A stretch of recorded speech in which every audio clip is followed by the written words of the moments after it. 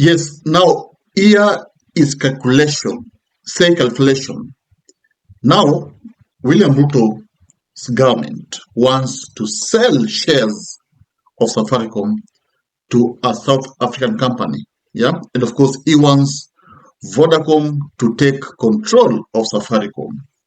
Some say it's a big risk, a big risk. The sale of the 15% stake GOK owns in Safaricom, part of the 35 we own as public. The current negotiation is giving Kenya a raw deal, and the consideration is an undervaluation. Can you say a big risk?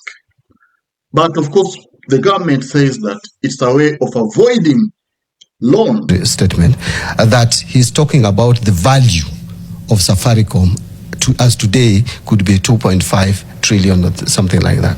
Fine, it could be that, but we are not selling as a going concern, as an entity. Safaricom, we are offloading, we are divesting shares, and so you can say shares can only be sold at market price. What is the present, even without talking about 2021 or 2032, what is the price of shares of Safaricom today? So what we did was to get the average price of shares for the last 6 months. You see, before I even go deep into this analysis, I want to tell you that the government usually uses hizi kujenga barabara, I don't know what, roads, construction, blah, blah, blah, as an excuse to take loans or to sell, public property. Yes, and now it's saying that they want to sell Safaricom, the shares actually, because kuna mabarabara zinafaa zijengwe. Okay, which one?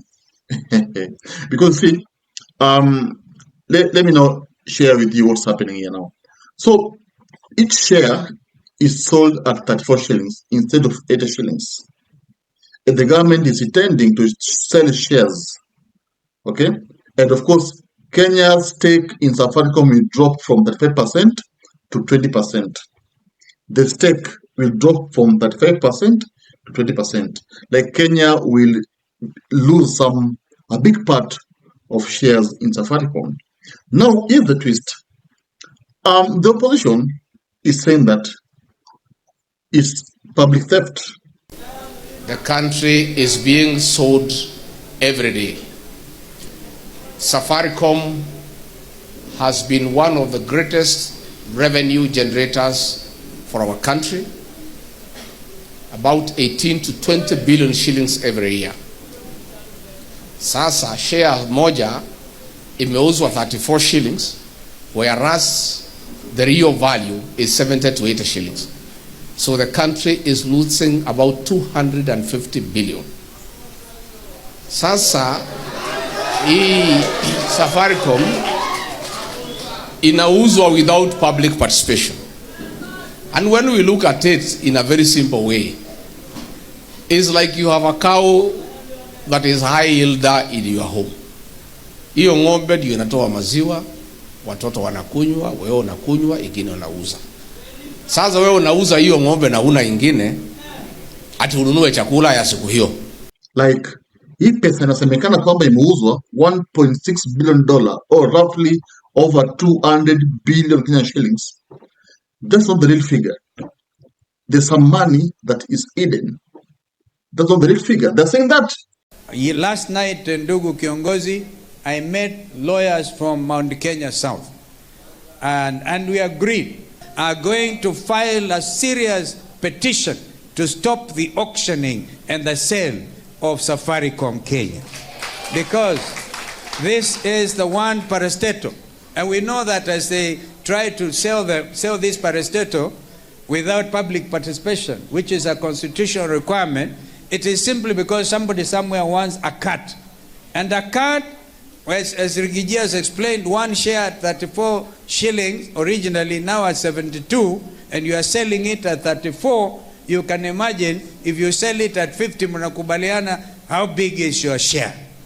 So we are saying we have to stop the stealing. Listen, yes, but this $1.6 billion is just the figure that Kenyans have been told, but the real figure has been hidden. And they're saying that it's a way of eating Kenyan money. Do you believe so? Give me a comment there if you believe so. Now, the opposition is rejecting this. In fact, Kalonzo, Gachagua, they are rejecting this. And we have heard from brilliant Didi Nyoro explaining to Kenyans how these deals go.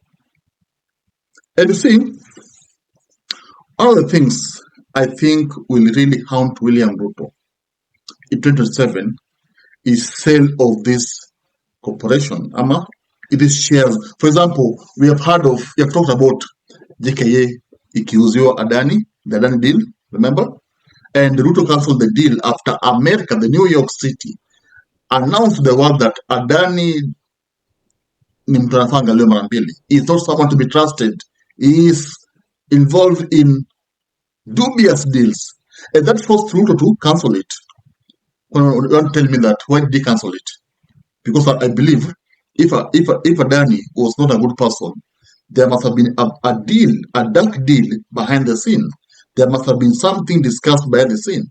So he only cancelled it because he knew that it was going to paint him bad. It was going to depict a negative picture of him, pale juu.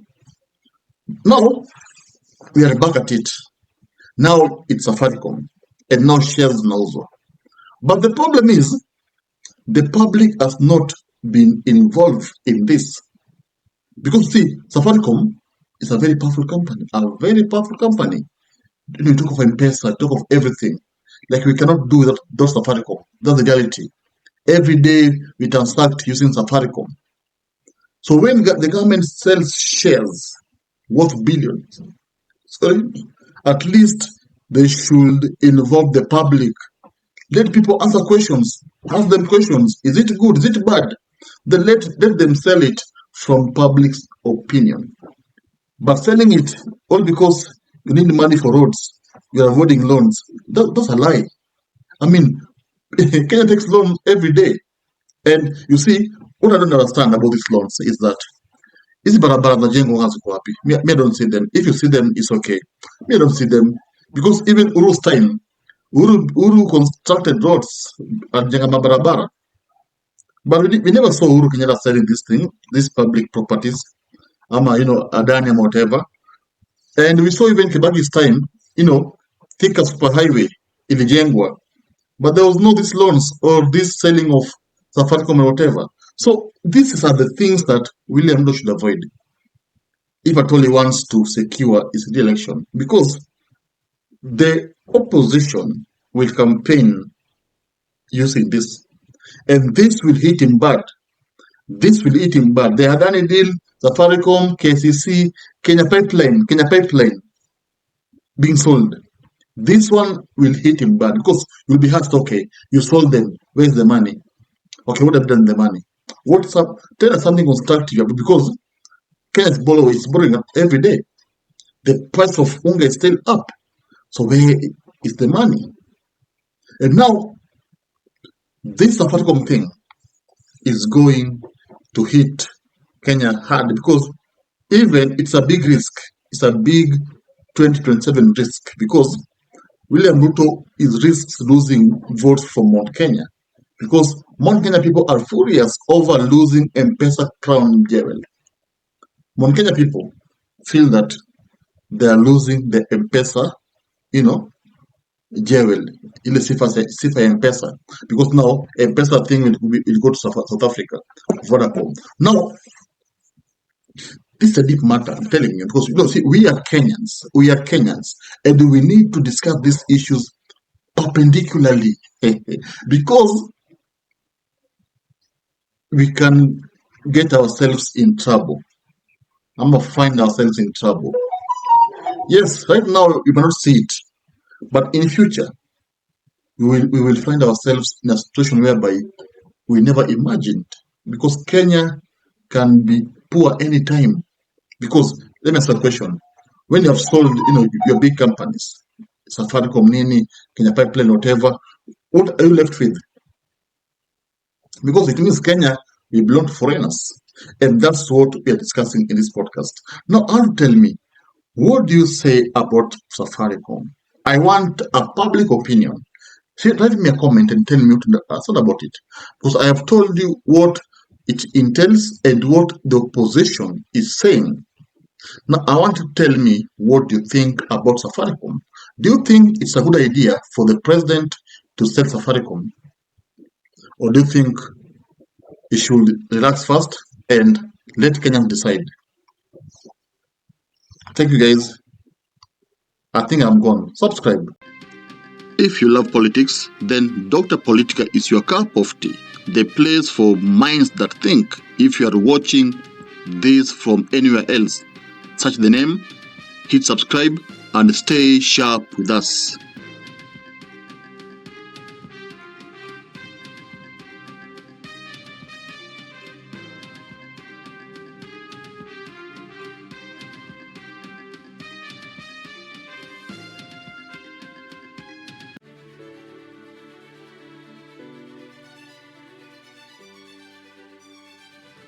Thank you for making Dota Politica your home for fearless political truth. Every view, every like, every share fuels the fire behind the hours of research, filming, and editing we pour into each episode. By showing up consistently, you don't just support a channel, you empower a voice. In a world ruled by headlines, spin, and power games, you remind us that real people still care about real facts. We are here to inform, inspire, and ignite critical thinking, not just for today, but for generations to come. You are not just a viewer, you are the reason this platform exists.